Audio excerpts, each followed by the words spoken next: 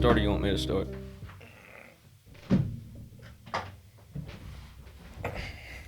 You ready? This dead air right at the beginning is not great for a podcast, I'll tell you what.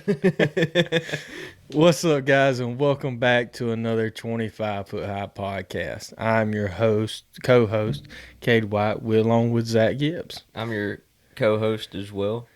I'm your host, co-host. Yeah. Zach Gibbs. We would like to start this off by thanking the people that make this possible. Me and Zach. Yep. Also, Native Sense, that's nativesensellc.com. Check them out for awesome scents.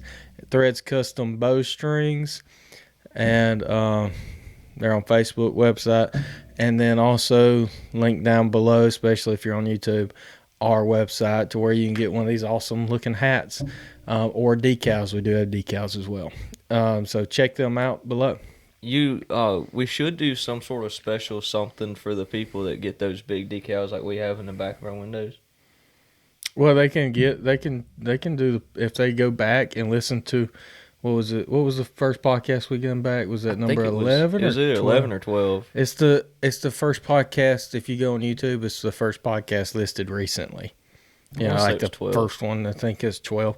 If you go to it and during some point in that podcast, we give you a discount code that is still available. So go watch that podcast, check it out, and that discount code is good for decals as well, which is 15%. But you gotta go back and watch it to get the discount code.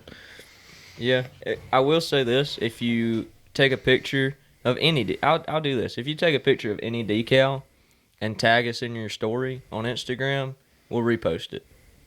And it doesn't even matter if it's on your truck. I'd prefer if it was on your truck because that's what country boys do. But that's what people see too. Yeah, that's what more people see. But I mean, if you put it on like a gun case or your safe or something, or I don't know what else would you put a sticker on?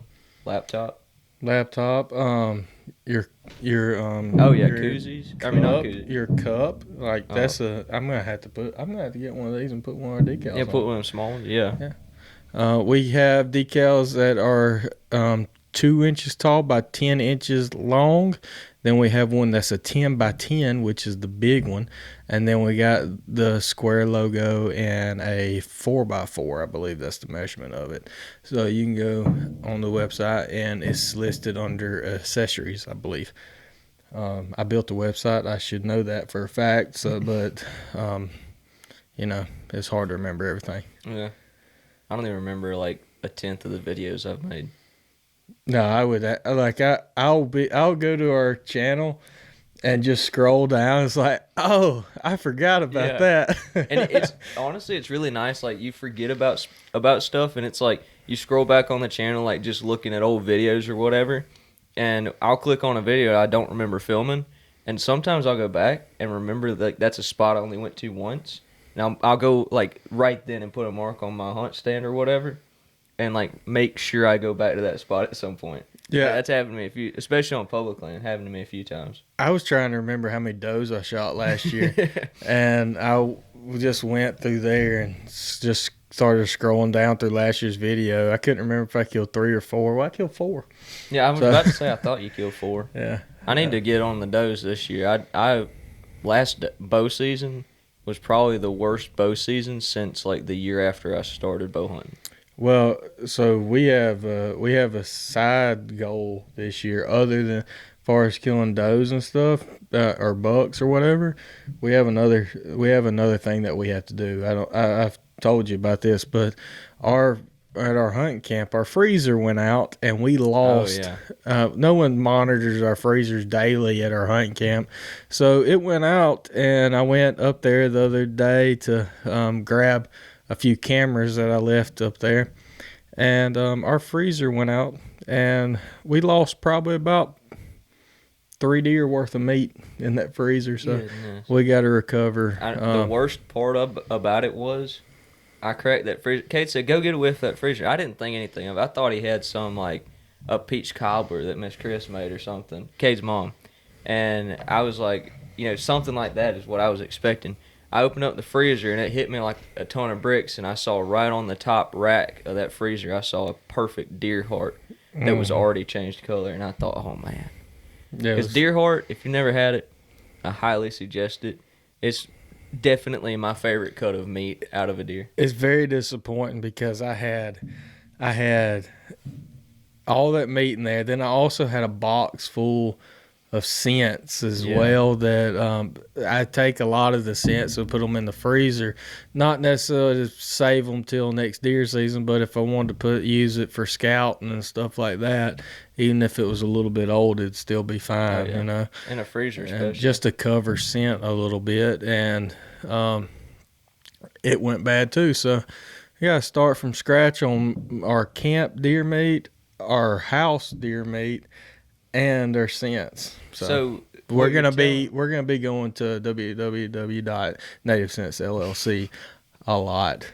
I might just message old Zach New privately. Yeah. Be like, hey man, dude. So what you're telling me, basically, what you're saying, it's like you're saying it. It's if you read between the lines, you're saying I'm gonna come to your lease and help you with doe management.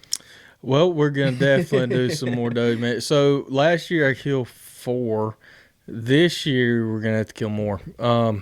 So first 10 days from October 15th to October the 24th, it's October 25th opens up does. So October 15th to October 24th is buck only. But I guarantee October 25th, them old nannies better watch out. And based on what my trail cameras are looking like, I mean, granted it's July 7th, but October 15th is a long time away. But based on what I'm seeing, there's a couple spots where I should be able to go in during bow season and get me some meat. Yeah. So. And there's nothing. So you hear it on bucks, but you're so excited when you shoot a good buck with a bow, you really don't get to enjoy it as much. Yeah. But when you shoot a doe with that bow and you hear that, oh yeah. Oh man, that does your soul good. It's almost like you can hear the lungs popping if you hit it just right. Mm-hmm. Man, and it like you're saying, like you get so excited on a buck you don't get to enjoy it, but I know both of us are a little bit the same. I still get I get buck fever so bad even on does. I get pumped up on does. So there's 2 different sides of me, especially bow hunting. If I shoot a buck, I get so excited that you can go back and watch. I kind of break down a little bit. He hyperventilates. I thought he cried when he shot me. I watched the video that night. And I was like, dude, were you crying? And he's like, no, I wasn't crying. I'm like, it sure sounds like it. Yeah, I was. I break down and I'll get pumped up, but then I'm like, but when I shoot a doe, I get pumped up, but not quite to that level. Like, especially so it's either like right there. There's that point when you shoot a buck, you're like, I'm like almost having to call 911. Yeah, especially like a good buck with a bow. Yeah, dude.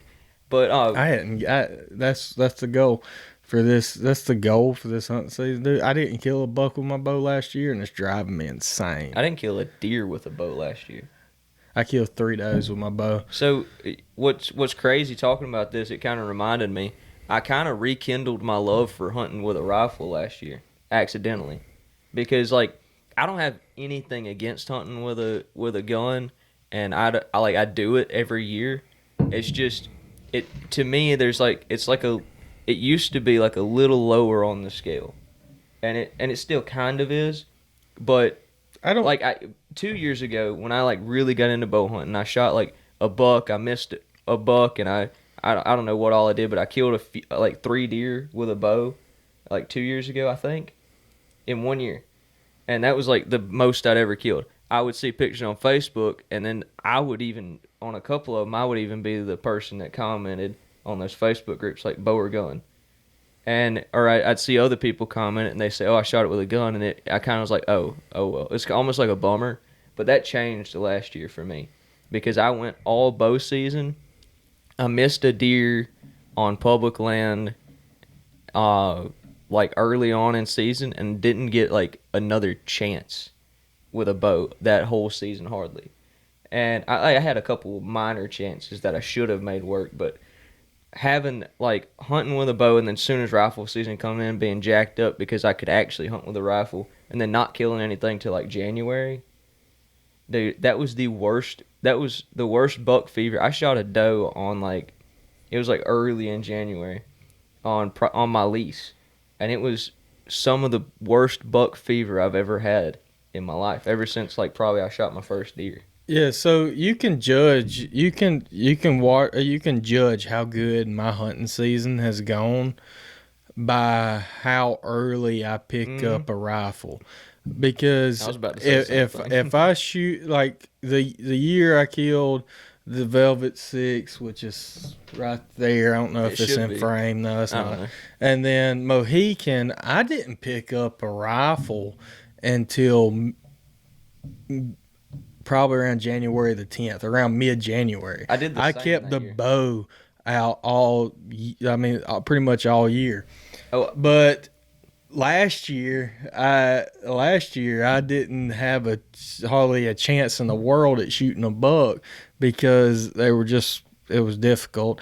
That I picked up my rifle as soon as rifle season came in, and I I was the kept same telling way. everybody's like, "I'm gonna go back to my bow once I get some," Never and did. then and never did it. I was forced to though, because I had public land up around school that I could. I'm not gonna just not hunt, just because I have to bring a bow. But I mean, there's a lot of these WMAs, especially in Alabama, it's like you can only hunt with a rifle 10 days here, a weekend there, 10 days here. So I had a lot of time with my bow last year, and I was every second I sat in a tree with a bow, I was like, man, I wish I had my gun. After gun season came in on like private land and on national forest. Yeah, I love bow hunting. Bow hunting is my favorite way to be in the woods. Oh yeah, But that dropping the boom there's something special about it. feels pretty satisfying as well. And like I say, I rekindle my love for it, but also I realized, like, not just rekindle my love, but also had a realization that it can be harder, or it can be as challenging and as frustrating as bow hunting, because I missed two opportunities on really, really nice deer, even though I had a gun in my hand. And, like, when I was, like, so focused on bow hunting, I was like, oh, if I had a gun, I definitely could have killed that deer. But sometimes, like, I had that one deer, and I hate to even talk about it because it hurts me still. I had a really nice, it may have been a 4-point, but he was like out to the edge of his ears, and he was wide and tall, and he was a good buck. And there's videos up on the channel. All I remember seeing was a good set of antlers in a foo plot. I laid my gun down on the rim of the window, and I leveled off, and I was as steady as I've ever been on a deer in my entire life, and I held it right above the heart, in the shoulder area, and I squeezed off, and when I shot, it dropped. I was like, "Oh man, I got my second buck of the year." I was jacked up. I was excited. About the time my gun hit the side of the shooting house, set it back down, he jumped up and run off. And then I went and shot my gun, and I was shooting 6 inches high at 100 yards, which was probably even higher at 150 the way my gun's set up. And I had to have just backslapped, or maybe I pulled the trigger and didn't realize it. But either way, just stuff like that, it makes you realize that you can make mistakes even if you've got a Remington 700, which is supposed to be the quote-unquote most accurate out-of-the-box production rifle. You know, I don't know if it still is, but it it really used was to at be. one point. Yeah, I mean, we both were kind of plagued with bad luck. One of the biggest problems was last year when my right. Go ahead. one of the biggest problems, which I think we're going to get into it a little bit here in a second, but we were just talking about it off air. But one of the biggest problems with last year was that it was an absolute bumper crop of acorns. It was like it was amazing. It was a incredible crop, but it was really bad.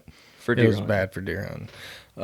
But me and you were both kind of plagued with a little bit with our rifles. I did end up killing my my buck with my rifle, but luckily it was only like a 75-yard shot. So I shoot when I rifle hunt. I shoot a small caliber. He shoots a 243 and I shoot a 7mm 08. 99% of the time. Every now and then I shoot a 270 or something like that. But luckily I sight my gun in zeroed at 25 yards. And when I say zero, I'm talking about perfectly on. I shoot quite a bit of rounds to get it perfect at 25 yards. And then the ballistic coefficient of that, I end up being dead on at 250 yards. Ballistic coefficient doesn't mean that. That's just the ballistics. Well, ballistic coefficient is the amount of, or the measure of the aerodynamic of the bullet. Oh my bad, I misspoke. So you're good. I just wanted to make it sound like we're smarter than we actually are. Yeah, okay. My bad. So the ballistics of it, I was thinking about something else, but the ballistics on it, I forgot what it is. I'm like 1 3/4 inch high at 100 or something like that. Yeah. So you should be dead on around 150, 200, something like that. It's dead zeroed at 250 off that. Okay. Dead on at 25, dead zero at 250. I may be speaking wrong. I'd have to go back and look at the sheet. I always study that sheet right before deer season, or right before I pick up. Then I just, but I was plagued a little bit because the first buck that I shot at, I killed him, but I hit him a little far to the left than what I was initially aiming. Killed him. It hit his heart, so it was great. But that was only because he was like 75 or 80 yards away. But it ended up biting my tail. Somehow my gun got off to where it was 1 inch left at 25 yards. That's not good. That's terrible is what it is. So when I shot at that second buck that I saw last year, he was like 110 yards. I straight up missed him left. That's crazy. So it was bad. So you were plagued with the same thing. Luckily, I just missed mine. You hit yours. But I'm convinced. I'm watching the footage and I've seen footage of that same thing happening before. Some people call it the classic back slap, where you go above the spine and like through the back straps basically. And it just sends enough of a shock into the spine to where they fall down, but they're not hurt at all. He's going to have a scratch on his back, basically. Yeah. Probably won't even get infected because it was raining that day. I don't know if that makes sense. That's just my thoughts. Washed it off. I mean, that's what you do when you get a cut on your finger or something. You wash it off first. You know what I mean? That's typically super glue it. Yeah, Corona can't touch him. But yeah, so I mean, it's not like me and him both are like we're using good scopes too. It just happens sometimes. Like I mean, I haven't even pulled my gun. I was so disappointed after I did that I didn't even pull my gun out hardly after that. I swapped to a different one. Yeah, for the last couple days of season that was left, however many was left. But I'm gonna end up. I'm gonna go back before I rifle it this year. Take my scope completely off my gun and remount it, rebore sight it, and then waste ammo, which is a terrible time to have to waste ammo. Hopefully, it'll be kind of back to normal. I hope so. A little bit, because I really want to get my pistol back out this year. I got a 460 rolling. If you want to watch both of us shoot at a deer with a pistol, you can scroll way back in our channel, or just type.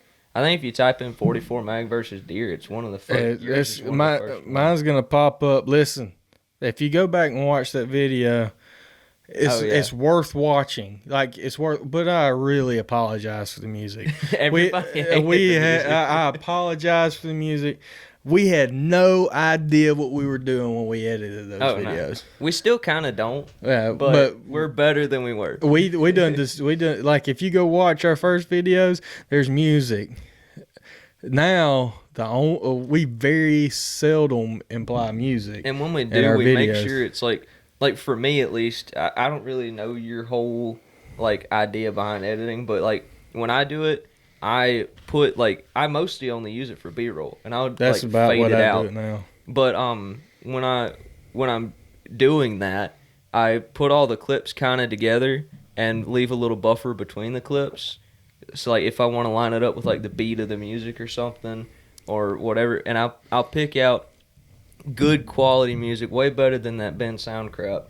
No, that was the only thing we knew about at back that then. time. Yeah, And now we've found like we way found better. legit I ways used to the get same music solid music. I used the same music on a recent video that was used in a that's used as the intro for Off the Ranch.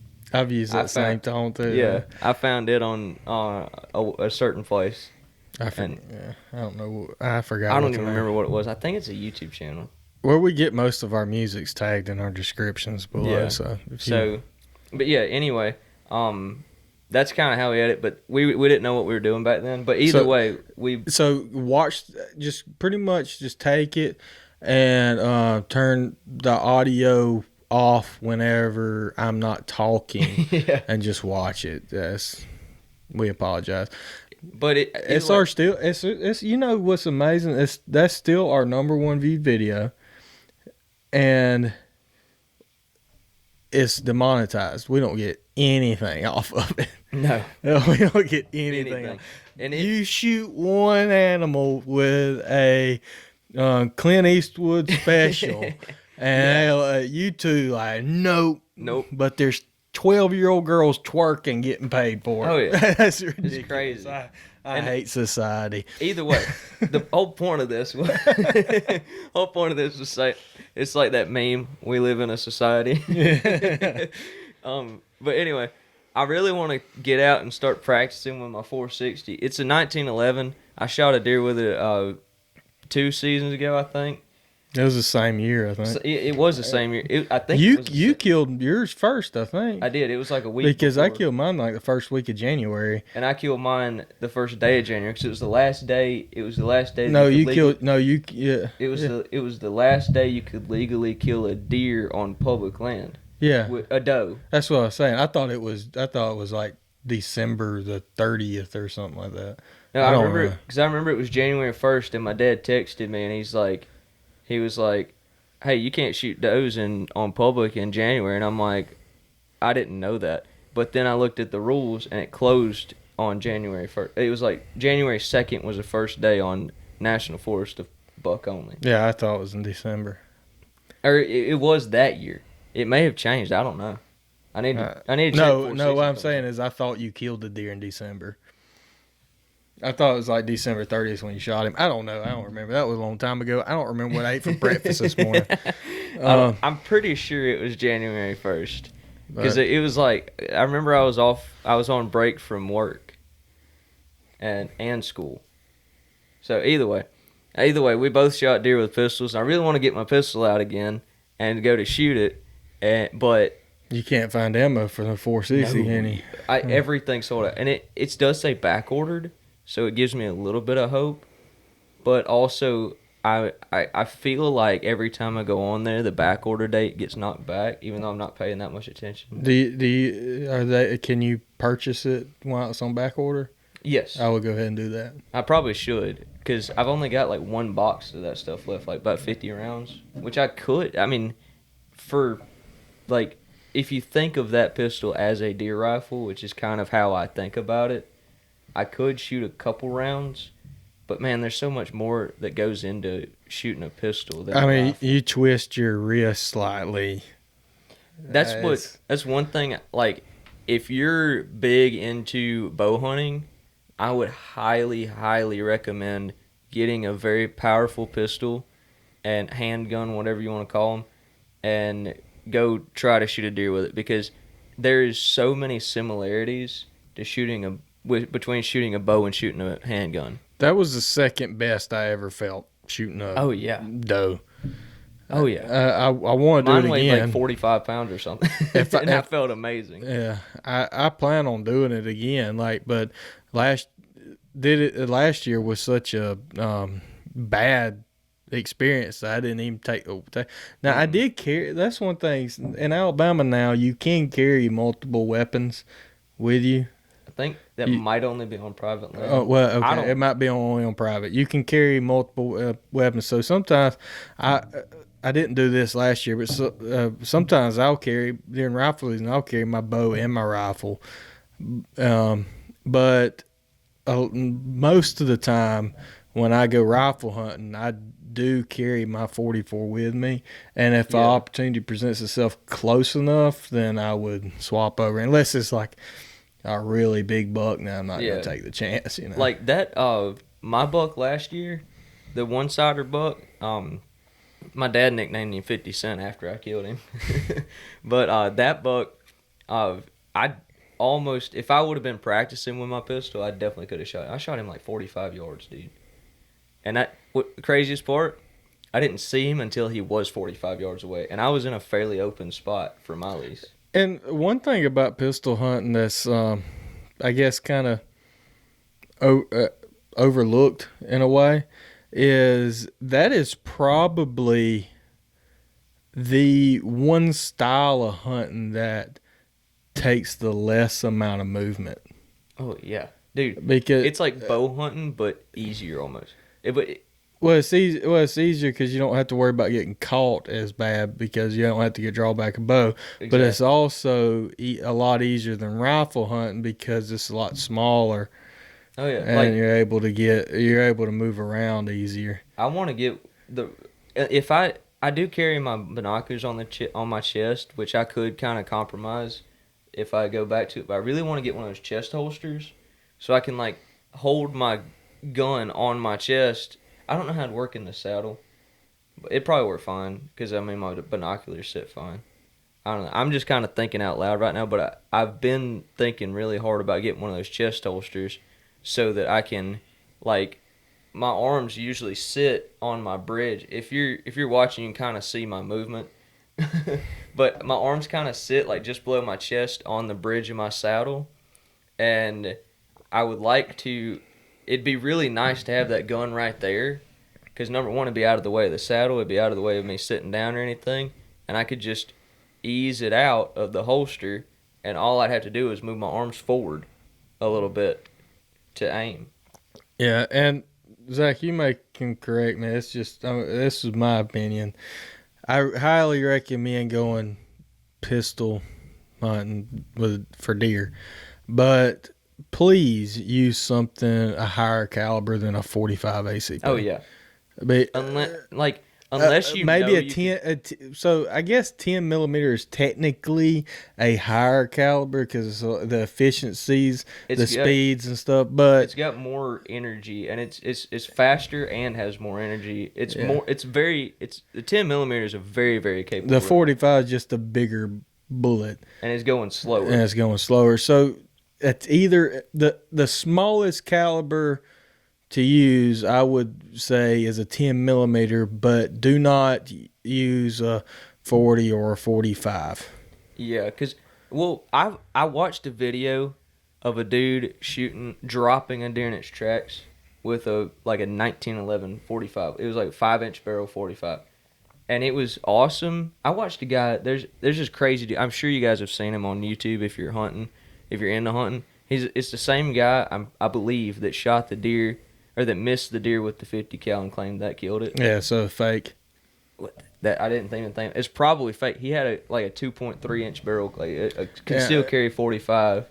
Supposedly dropped a deer. Because I'm sure anybody that is watching this has heard or seen that video where that guy misses the doe with a 50 BMG and it kills it. I'm doing quotation marks if you can't see me. Or kills it because of the shock wave coming off the bullet as it goes by its head. Yeah, that's fake. That's not how bullets work. So I believe Demolition Ranch built a house of cards and shot a 50 BMG bullet through it, and it didn't knock the house of cards over. Yeah, I was about to say, I believe, I know Demo Ranch has done it. I believe that the Mythbusters have done something similar. I believe. I can tell you one thing. There's a lot of nonsense on YouTube, but I believe 99.99% of the things I see Matt Carricker do. Oh yeah, because he's not He's the- big enough. People would call him out if he did it any other way. and he Or seems really, like the yeah. type of guy. I mean, if you watch his like vlog channel, like he does spend money on extravagant things sometimes, but for the most part, especially like making videos, he doesn't spend any money on his videos. He spends money on guns and cars or crazy vehicles. I wouldn't even say cars, crazy vehicles. Yeah. And he wouldn't spend, like, you know how much money it would cost to CGI the slow-mo where you can actually almost see the bullet go through that house of cards? It would be. I mean, He films with a GoPro. How is he going to fake that? He doesn't make any money off of he doesn't make any ad revenue off of Demolition Ranch either. Not really. Not very little. Yeah. Even though he has 10 million subscribers. I will say, so his channel may be different. I don't know anything about big YouTube, but like, I know that a lot of people have had a lot better response from YouTube doing gun videos Lately. recently. And He posted on his Instagram recently where he the last like 10 videos or something never on Demo Ranch never got demonetized. However, I feel like, don't tell YouTube this, but I feel like there might be some sort of like ad block for him, because I guarantee you like if you just watch a Demo Ranch video, there's less ads than other videos. Oh yeah. Well, there's less ads on ours a lot of the time too. Yeah, but I'm not talking about like the restricted videos. Yeah. Or the age restricted or the ad or the block or the demonetized video. There's still ads on demonetized videos. We just don't make any money off of it. Yeah. I'm just saying that even on the videos, like I had watched the last few videos when he had posted the Instagram thing where X amount of videos didn't get demonetized and they were Demo Ranch videos. I had watched some of his videos and they still had less ads than normal. So like he's on their list. I know. Yeah. Yeah. It's To be that big of a gun channel, it's the biggest. it is. I believe it is He is the biggest. He has 10 million subscribers now. That's crazy.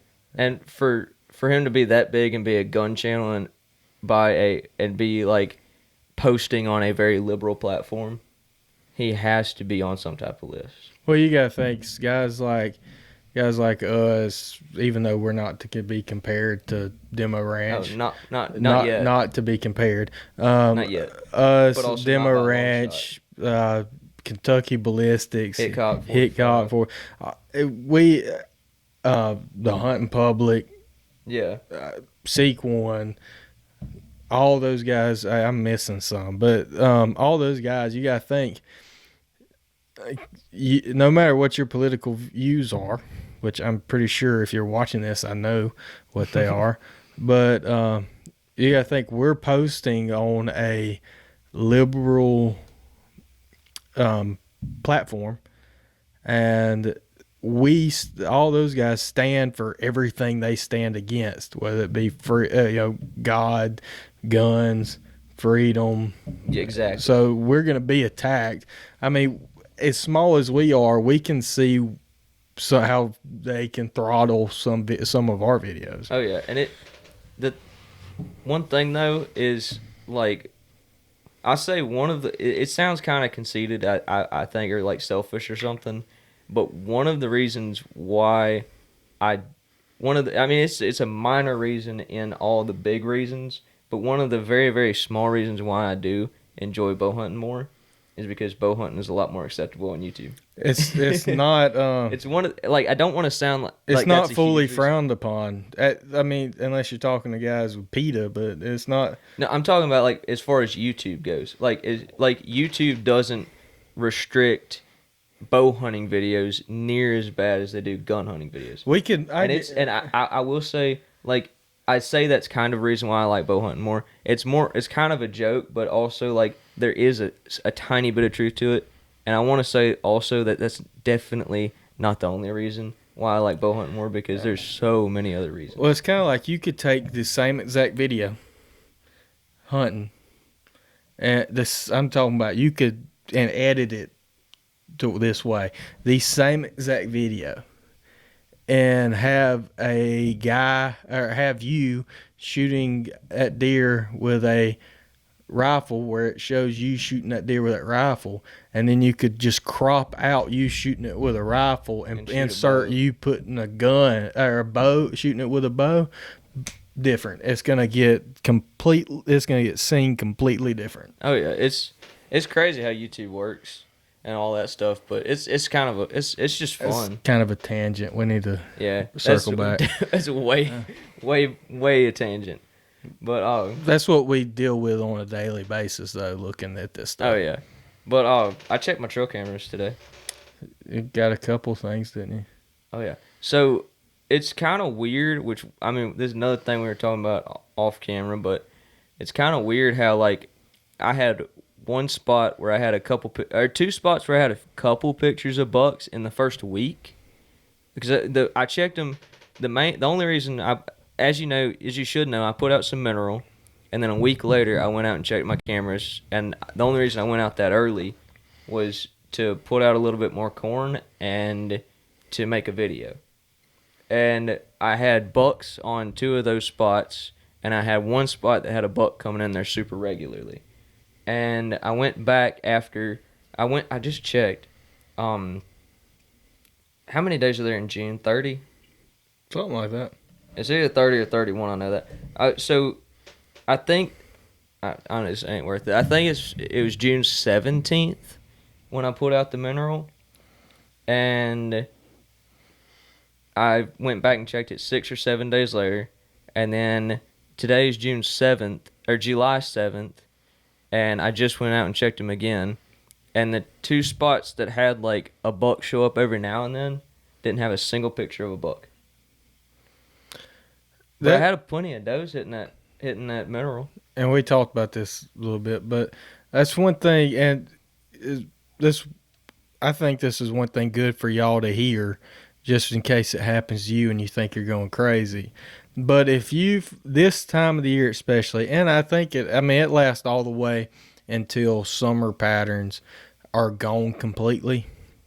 But if you have a camera out and you start, like your first while of checking that camera, get nothing but bucks, and then all of a sudden you start hitting does trickle in, and then does move into that spot, them does are going to run your bucks off from coming to that spot. And you can go from getting bucks every day to not getting any bucks at all on that spot. And it can happen the other way, but not as typical. Most of the time does run a buck off this time of year, because bucks are very docile at this moment. They're not going to be aggressive in that manner. And the thing is, like, if getting into the biology of it, which I don't fully understand it at all, but it, like, their brains are almost wired different, especially this time of year.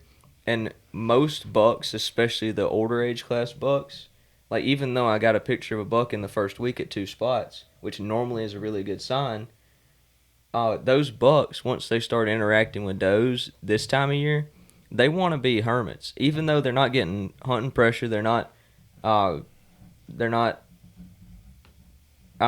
trying to avoid altercations with other bucks. This time of year they do, or all times of year except for the rut, they like to be kind of by themselves. You rarely see, I don't even know if it's that rare, but it's not super common to see a bachelor group of bucks in the summer hanging around a group of does, because the does, I don't really understand it. I just know that bucks tend to like to be by themselves a lot more than does do. Yeah, well, I know that I had pictures, so I've had situations exactly like this happen. I would have bucks on camera all throughout the day, every single day, for up to a month. and then one doe come in, then a couple more follow that doe there, to having bucks every single day for a month, to not having any bucks on that camera once does moved into it. I haven't had that happen too often. Like, I've had it happen, just like similar stuff, but it's not as common where I've had pictures. The only bucks in that situation, the only bucks you get on camera are like spikes and stuff like Yeah. that. But the bigger bucks are going to stay away from a high doe population For the most part. at this time of the year. Now, that's a good thing to know where your does are at, though, because that's where you need to be when cruising and chasing starts. Yeah, it's pretty interesting how, like, does, their patterns do change some, like, going, like, different seasons. As pretty much every animal in the woods, their patterns are going to change throughout different seasons, especially, like, around the breeding seasons. And based on what food is there, whatever it may be. But it's pretty interesting how if you see a doe on June 1st in a spot, like if you see her every day of the month of June, and then you don't go back to that spot for a while, you're probably going to see her every day for the month of November. Or it may not be every day, but she's still going to frequent that area pretty much all year. Well, does have a smaller, in my opinion, which is really hard for me to back this up with statement, but I think does have a smaller, does are having a smaller core area than bucks. It depends, I would say, because I would say, or what some of the research I've seen, does move more and they don't travel like bucks. And They move more frequently during the day, but exactly, they don't travel long distances. And that's the thing, like, and bucks don't necessarily, usually bucks don't travel long distances unless it's like, usually like when they get like, however, I'd say about 2 years old, I think is what the general biologist consensus is when they distribute. And it's like whenever they come of age or whatever, and they really start being a man and start trying to breed, they're not going to breed with their mom. There's a thing in their brain that's already pre-wired into their brain to where they have to find their own home range. That's when they do a lot of traveling, is when they come into that second year. And then sometimes they don't do that dispersal until like 3 or so. And then the other thing is a lot of the data around like deer core ranges and stuff only takes place, or it takes place all year, and they don't discount the rut. So like October 15th up for us, October 15th until January-ish, some early January, when that hunting pressure really starts getting to them, those bucks really tighten up that core area, and they don't move much until at night. Until they get that special smell. Yes, that seduction. Yeah. But and then the rut comes in, and that throws all the data off, because like I've heard from guys that like really know what they're doing, like those Andre DeQuisto and I don't like, I'm trying to think of another name, but those guys that like the hunting beast, those type of guys that hunt like bedding areas, and they kind of target specific deer, and they hunt them in their specific beds and stuff. A lot of those guys, what their anecdotal evidence is, which granted, anecdotal, is like those deer are hanging around, like during the day, it's 50 yards. And then at night, sometimes it's only a couple 100 yards. Just because that's how much hunting pressure they have on them in that area. They're not going to move until the rut comes in. Like they're not going to, if they have everything they need within a couple 100 yards of their beds. And they are. They're going to find that bed that has all that. Yeah, there, especially those big, old, mature bucks. Very lazy creatures. They seem like it, but for the most part. Yeah. I mean, they can be the complete opposite. They're just like us in some ways. Like, if I walk through the woods, I may accidentally walk through a nasty, nasty thicket, which happened the other week when I was scouting. But for the most part, they either know how to traverse through that stuff. Like, that's why you see deer trails, because they've picked an easy spot, and that's what they walk through. And, dude, have you Well, noticed? it's just like you walking through your house. You know what's there. You know how to get. You're not going to in. walk over the couch. Yeah. Unless you're, like, 4 years old and you've had, like, 2 warheads or something. And you're pretending you're Spider-Man. Yeah. But, have you ever noticed how when you're walking through the woods, like, you won't start on a deer trail, and you're not, like, let's say you're trying to get to a spot, and you don't really care what's between you and, like, up into almost to that spot. You'll be walking through, like, some piney woods and then look down and realize, hey, this looks like a cattle trail.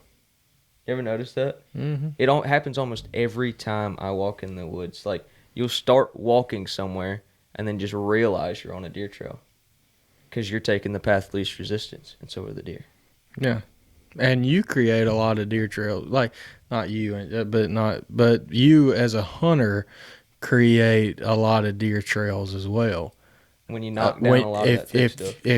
If you go in there and you cut you a easy path to go into the woods, and like for a setup that you're gonna have, well, you better be prepared, because if you cut a trail, deer are gonna adjust to start using it. Oh yeah. So you're not cutting that trail to you're cutting it so you can be quieter getting in. But you know what that does? That gives them deer a quieter trail to walk down too. What's pretty interesting is one of the spots where I put out mineral, I kind of had to bust through like a couple bushes. It wasn't anything like crazy. It's a skidder trail that I'm walking down, but it's a few years old, and that stuff, some of it's grown up a little bit. And I remember there's one specific spot, like everywhere I like had to bust through a little bit of brush. There's like deer tracks, and it's wider. It's a lot wider than when I first walked through it, and I've only walked through it twice. And there's one specific spot where I had to like bust down some vines to get like right next to a pine tree to get over into this opening, and that's where those deer are accessing that mineral, or they're coming away from the mineral or something.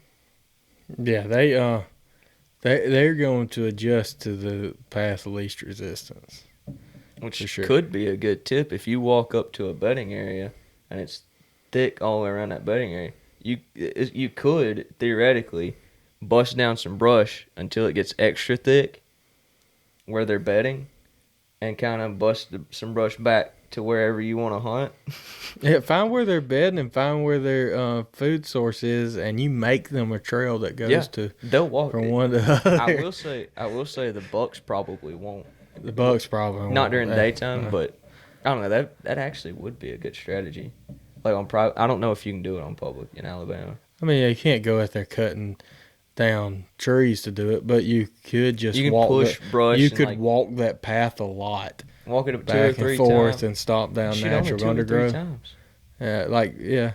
You could just sit there and walk back and forth to them, and then get out of it. Do it early enough to where the deer maintain the trail for you. Yeah, like now. Yeah, that's actually. I might actually have to do that. That'd be a good video. Oh yeah, like just put a camera up on it and see what happens. Yeah. And I've also seen the hunting public talked about this one time where they had to like knock down some brush and like crawl through some brush trying to stalk up on a deer, and then they were glassing it later that night or the next day or something, and there were like young deer that couldn't figure out that scent.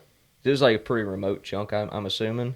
But young deer couldn't figure out the scent, and they would eat the leaves where their scent was, trying to figure it out. Yeah, I don't doubt it. So, They're very curious creatures as well. Oh yeah. I mean, if they don't feel immediately threatened by smell, that they'll hang around. They may be alerted more. Yeah, well, go if you're going around public or private or something, and you see where a bunch of land is getting cleared, like logged or something, wait till a day that they're working extra hard, and then go out there the next morning at daylight, and there could be 20 acres. I don't know how much do loggers clear in a day? I don't know. Well, let's just round it off. Let's say it's 10 acres that they leveled. Deer are going to be in that night. They're going to be in there as soon as the loggers leave. Yeah. As soon as it gets quiet, but as soon as it gets quiet for about 20 or 30 minutes. Oh, they're gonna deer be like, coming "What in there. happened?" They're gonna be like, "What happened?" I over here?" mean, quite honestly, a lot of the times when we plant, like, we don't plant food plots until after bow season opens. Yeah, we didn't last year. We usually do it like right before bow A season. lot of the times I'll go, like, if they plant a food plot earlier in the morning, I'll go sit on that food plot that evening and see deer. You'll see does for sure. Yeah, bucks may or may not. It just Maybe. depends. But Like I mean, I've seen bucks. I ain't never seen no big buck doing that, but I've seen bucks. What's really interesting. It'll blow your mind if you've never seen it, and I'm sure somebody that's listening to this has seen it. But sometimes you'll be planting food plots, and then on your let's say you have to go down a road and you can't go out that road, you gotta come back. That one of those first few plots you planted that you drive back past, there'll be a deer in it. Sometimes I've seen that once or twice. Yeah, I have too. It's crazy. They're not as long as it gets quiet. They're for just. I mean, I have this thing when I'm hunting. I just call it 15-minute rule. I mean, this applies differently to bugs, like big mature bugs. Yeah, but and it depends on how close you are to their bed and stuff like that. But if you're hunting a travel area that's not right next to their bedding area, if you make noise getting in, after about 15 or 20 minutes, it really doesn't matter. All the deer that were in that area have moved on or remained bedded, and there's more funneling through. Now that applies. You can really take that to heart during a rut. Like, it don't matter. Well, I shot my 6-point from the year before last. I shot that 6-point, got down, went and made sure I hit it. Cause go back and watch that video. I forgot what the name of it is, but I killed a big 6-point, and I was in a single man ladder stand, and I basically risked my life to kill that deer. Yes. I stood up, spun around, had no rail behind me, and leaned back with my leg wrapped in the tree stand, and leaned back and shot the deer free-handed. I'm really proud of myself for that shot. I'm not even gonna kid around. I'm proud of myself for that shot. But after I made that shot, I was nervous. I was excited, but I was nervous that, because I couldn't really tell, because whenever you freehand, you don't get to recover from your recoil as fast. So I wasn't sure about my shot. So I got down, went to where that deer was standing, saw blood, and was like, oh, okay, well, I'm going to give this buck more time. So I turned around and walked back to my stand, sat down, and 5 minutes later, a small 8-point came by me. Yeah. That time of the year, it don't really matter. So I've heard of people doing this, and I've heard it on podcasts and stuff like that. Like, you'll climb up a tree with a climber, and you can't avoid making at least a little bit of noise on a short lead. It sound like when you're climbing a pine tree, you sound like 3 squirrels going at it, like up and down. Or you sound like a buck running the doe. Yeah, because I've never had it happen to me, and I don't know anybody personally that's really had it happen to them.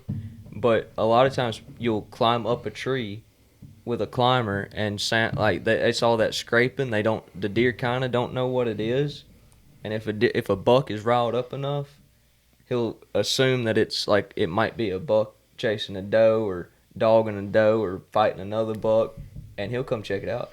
A couple years ago, not even with a buck, a couple years ago, I was climbing up in my stand, and I was about halfway up the tree with my climber, and I paused for just a second, and I heard whoosh, whoosh, whoosh, just coming through the woods. And it was a little bit early for rut, but it was that time of the year it might happen. It's possible. It was like January the 15th-ish. Yeah, like it can happen, but it's not. Is it really likely here? And I was like, oh my goodness! And I just heard that deer crash through. You thinking I'm a big guy using a climber up a pine tree? I'm making noise. Oh yeah. And I turn around and I see this doe just barreling at me, and so I'm like, my gun is on the ground. That doe is running straight toward me. I wish I could have got on video, but like I said, I was still climbing. My boat was in the pack. My camera was in the pack.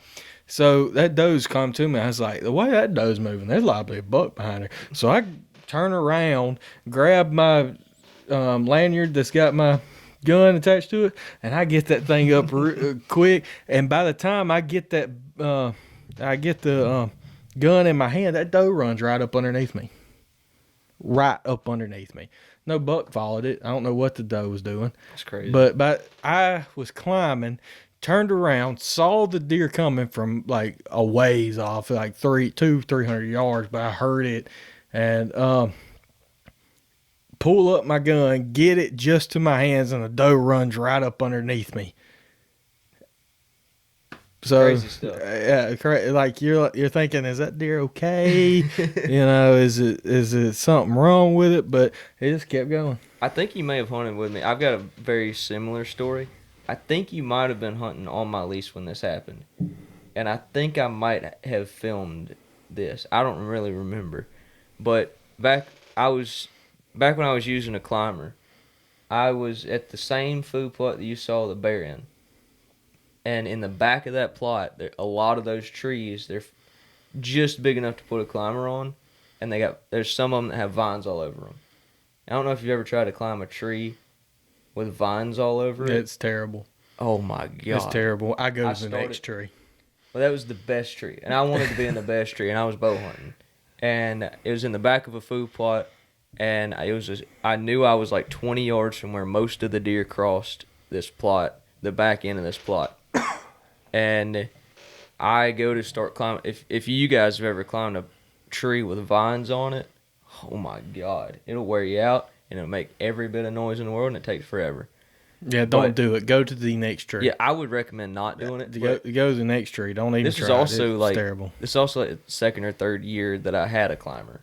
So anyway, I was climbing up this tree, and I was making all the noise in the world, and I had to like snatch my climber top up, and I had to like do the hardest, fastest crunch basically in the world to get my stand up. And finally, I get to my hunting height, and I'm trying to set my climber up to where the seat's not too low or high or everything, and I'm trying to get everything situated, and I eased my head over because I thought I heard something, and there's a spike 40 yards away from it. And like I started climbing, it was still pitch black dark in the morning, and I get everything situated. Finally, I turn around, and it's shooting light. Like it's 10 minutes after the sun come up, or after the first bit of gray light or whatever. But I turn around after making all this noise. I'm not even close to so like I was still making noise. I turn around, and there's a spike there. He's not even looking at me, dude. He must have sworn it was a squirrel. Well, spikes are, in my opinion, the dumbest creatures in the woods. They are pretty stupid, but still, it's just crazy how sometimes they just do not care. Like any deer just doesn't care. Oh, we're talking about noise. Talking about noise. Like, okay, so last year when I shot my big Cull 6, only buck I shot last year, I seen deer most of the time I was in that day sitting, and I think I saw like a total of 7 deer when I made that shot, and it was probably, that's when it's getting dark at like 5:30, and I shot that deer at like 4:45. I've seen like 8 deer up to the point where I shot. Well, when I shot, it didn't scare all the deer out of the plot. And then I went on to sit there until dark and ended up having, I think it was 14 deer in the plot at one time after I shot the buck. It's crazy. I shot a doe one time, and literally like 3 minutes later, a completely different group of like 3 or 4 walks out. Mm-hmm. But the other side of that, sometimes like you can get away with this crazy amount of noise, but there was one time I was in a shooting house. This was on a pipeline, and we're not in that lease anymore, but you're basically set up uphill, like a good ways uphill. And I think the start of the plot is 80 or 100 yards from the front edge of the shooting house. And like it's such a good incline. We were in a shooting house it was built like 6 inches off the ground, and you could see it went downhill a good ways and then flattened out, and there's a swamp, and then you could probably see a quarter of a mile or more to the end of the next guy's food plot.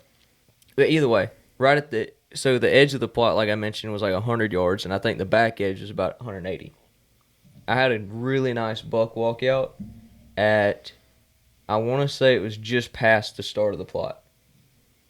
And he was staring at me because I had my binoculars up, and I was just looking through my binoculars at like a rabbit or a crow or something. And he steps into my view. And he's staring at me right away. And like an idiot, I eased my binoculars down, which I thought if I moved slow enough, I could get him all the way down. So I got him all the way down eventually, but I think he kind of saw me, which may have been the reason. But I was wearing those insulated coveralls that have those, it's like that, almost like a training jacket or a raincoat or something material in it. You know what I'm talking about? And sometimes in jackets they have that noisy material. Yeah, some type of noisy material. And just me pulling my hand out of my pocket, like he'd kind of calm down, he'd get a mouthful of food, and I think it was during the rut, and he'd walk a few steps, and I'd ease my hands out about a halfway, and he'd perk his head up and stare dead at me. And I didn't even grab my gun before that deer was out of the plot because he was so keen on every tiny little bit of noise.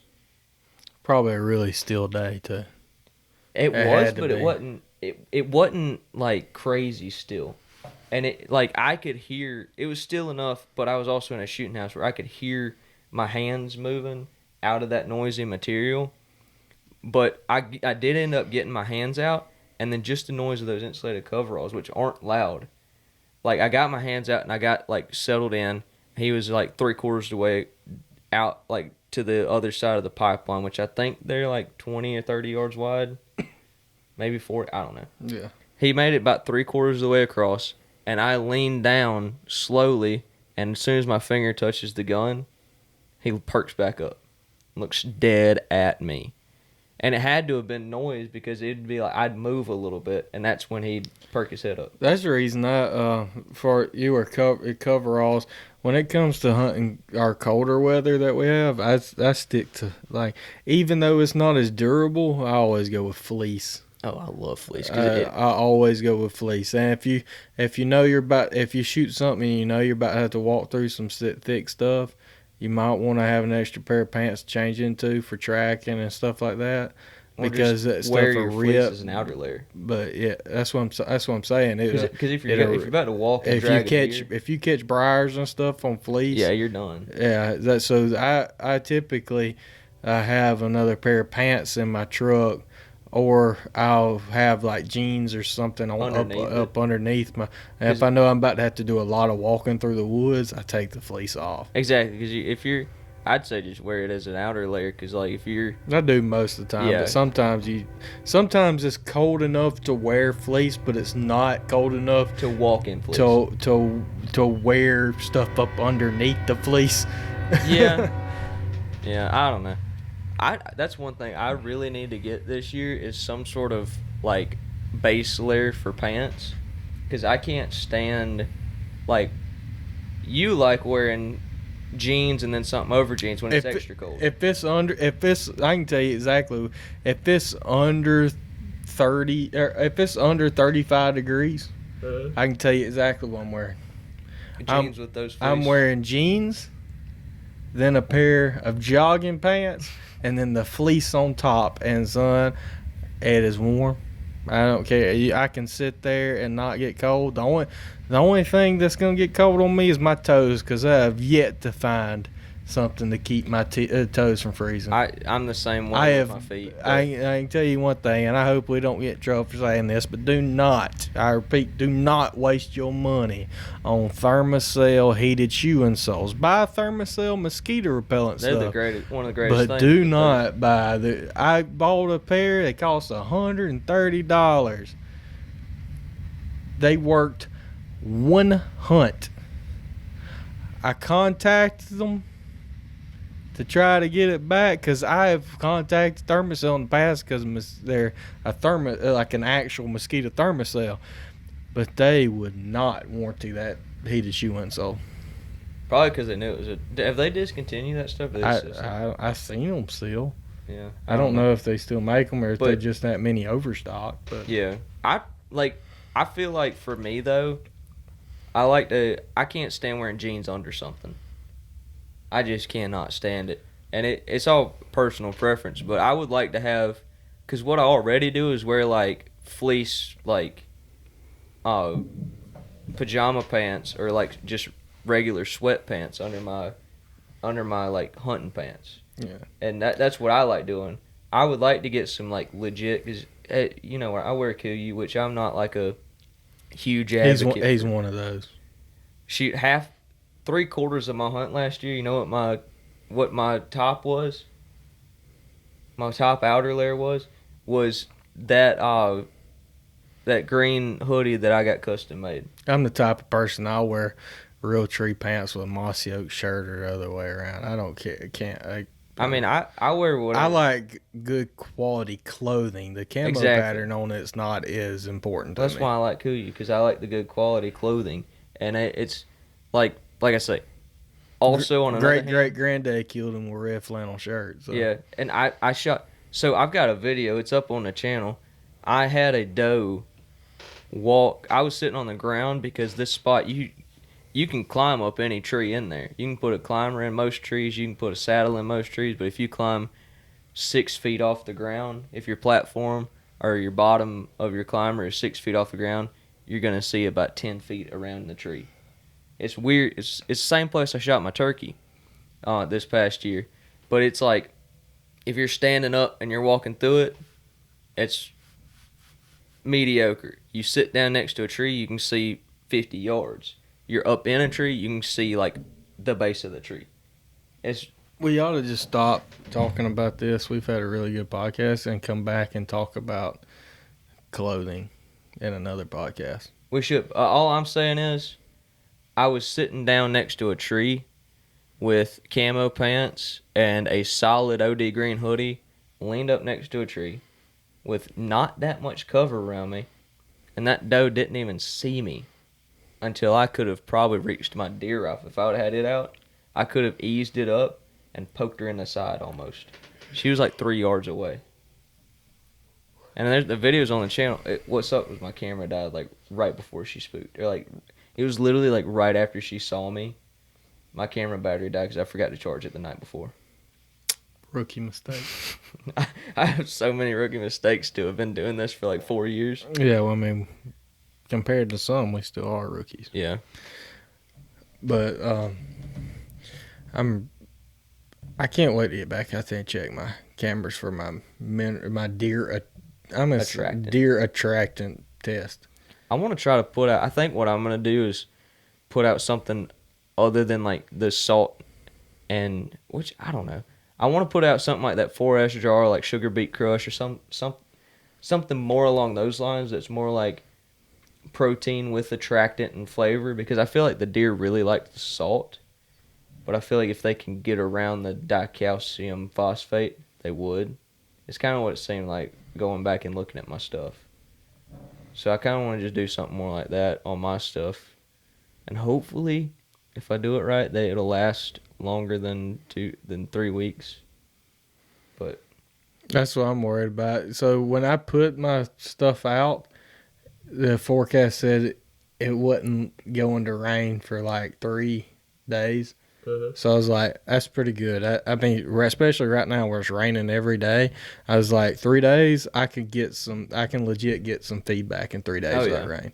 And then It rained 2 days later, and it hadn't stopped raining since. So I'm a little bit worried about the test because I've got like $60 invested in just this video. That's not a lot of money for hunting attractants if it works, but that's a lot of money to spend for just to play with.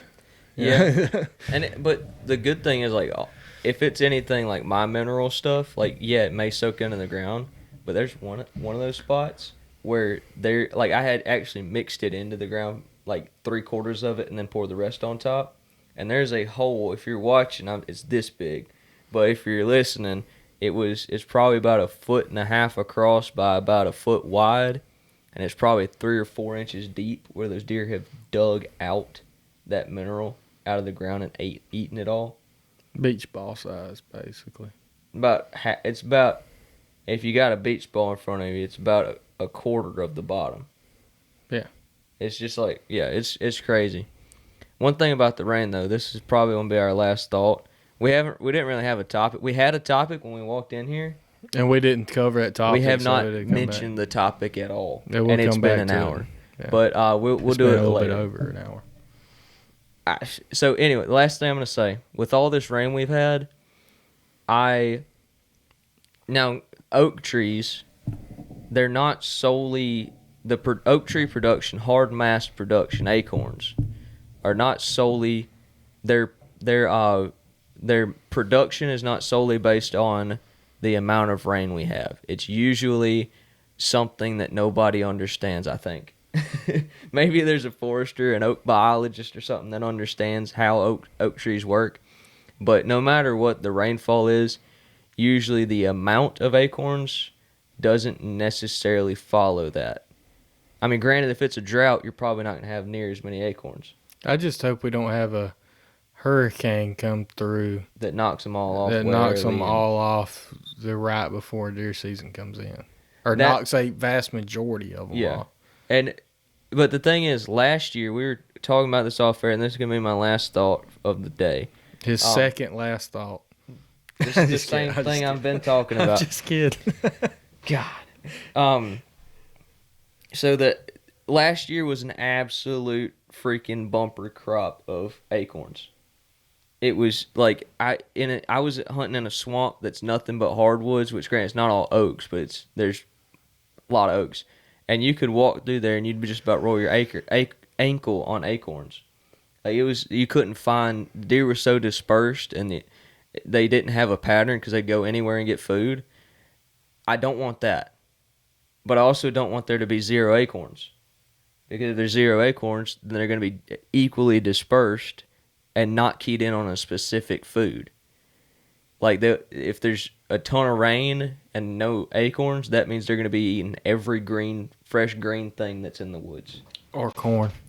They'll eat corn, but they'll still be just as distributed, like it was last year. And I want a tree to be completely loaded with acorns every 400 yards. Or 500 yards. Exactly, because then it'll be enough acorns to keep the deer keyed in on acorns. Because like if it's a really, really, really bad mass crop year, and you find an acorn tree that's absolutely loaded, I've heard guys talk about this. They'll find a tree on a really bad mass crop year that's just absolutely loaded and just raining like hail, and HAIL. Not, yeah. I don't think the other one. Raining like rain. They're raining like raindrops. The acorns are. Drop top. Yeah. And there's no deer under them. I've heard guys talk about that, which doesn't make any sense, but it's just because the deer are so keyed in on everything but acorns. So what I'm hoping this year is that this rain will make enough trees to make it easier to hunt. Have like really succulent, sweet acorns. So then the trees that you do find that are dropping, you might find a good bit of them, but not as many as last year. And the ones that are really dropping good will be really good acorns.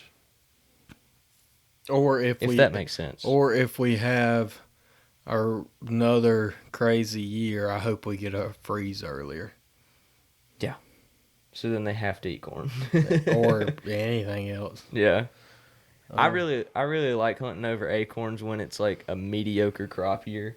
Because then when you find acorn trees, when you find oak trees, you can key in on the ones that the deer are already keyed in on. Because like if you find an oak tree in an area that doesn't have hogs and it looks like hogs have been under it, like you may not kill a deer under that tree, but it won't take a whole heck of a lot of work to kill a deer near that tree. That's what I'm hoping for. But it's a good hope. yeah. Hope in one hand and pick up acorns with the other and see which one fills up faster. Last year it'd be the acorns. Well, I think that's going to pretty much do us for today. I do want to point out this. If you did stick with us to this point, that promo code I mentioned about 15% off is the real ones, all lowercase, all together. 15% off our entire store, so it's decals or hats. So I just didn't want to give that out in the first couple of seconds. Did you activate that yet? Oh yeah, it's been I was active. just making sure. It's been active. That is our podcast thing. So I might have to plug that in a video, like not the actual discount code, but just say if you listen to the podcast, you'll get a discount code. yeah, like I said, with for hats and YouTube and stuff like that. I mean, we're not trying to get rich. We're just trying to help pay for like this equipment, our cameras. I need a new bow sight. Stuff like that. So I really do. And if any of you have a brand new bow sight that you don't like, that's a good bow sight, I'll DM us on Instagram and I'll DM you back my address. just send it to us. Yeah, if you're a really big fan. So if you want to stalk Zach, go buy a good bow sight and DM him, and then he'll give you his home address so you can go find him. Yeah, sounds like a good plan to me. I mean, some things are bow worth sight. it. Some things are worth it. Just remember, we support the Second Amendment. Yeah, we do. I do need a free bow sight. So check out the website, get you a hat or a decal or both, or all of them. And then also check out Native Sense at www.nativesensellc.com or Threads Custom Bowstrings, and we'll see you in the next one.